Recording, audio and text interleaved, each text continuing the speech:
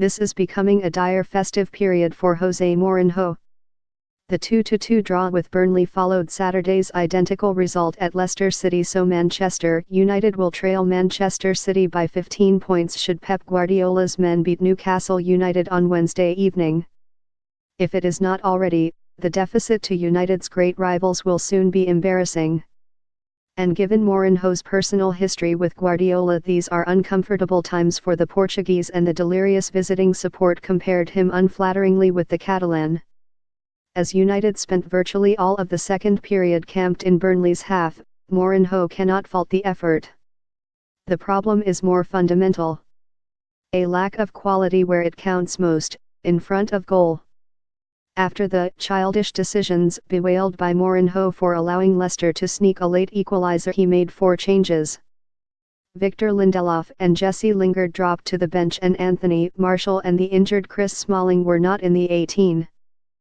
Drafted in were Marcus Rashford, Marcos Rojo, Luke Shaw and Zlatan Ibrahimovic, the last of these making a first Premier League start this year.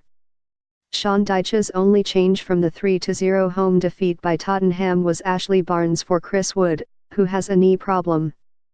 Burnley started in excellent fashion. Jeff Hendrick forced Rojo into conceding a free kick down the left.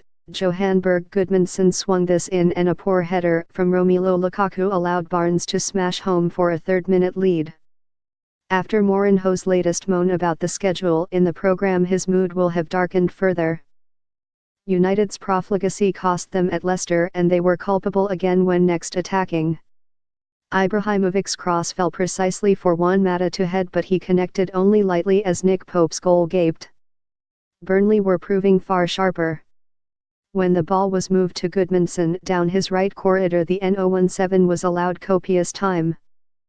In came a ball that fell straight onto Scott Arfield's boot, but though he beat David De Gea, the bar saved United. To the home team's credit, they did try to force an equaliser. Shaw warmed Pope's fingers with a 25-yard effort, and this followed an Ashley Young ball that came close to pinging in off Lukaku's forehead. A further threat came when Shaw, Rashford, Ibrahimovic and Mata moved the ball swiftly into the area, and Burnley conceded a corner. A second followed quickly, but Shaw's delivery was cleared with ease. Back came the ball via a barracking Young run along the right.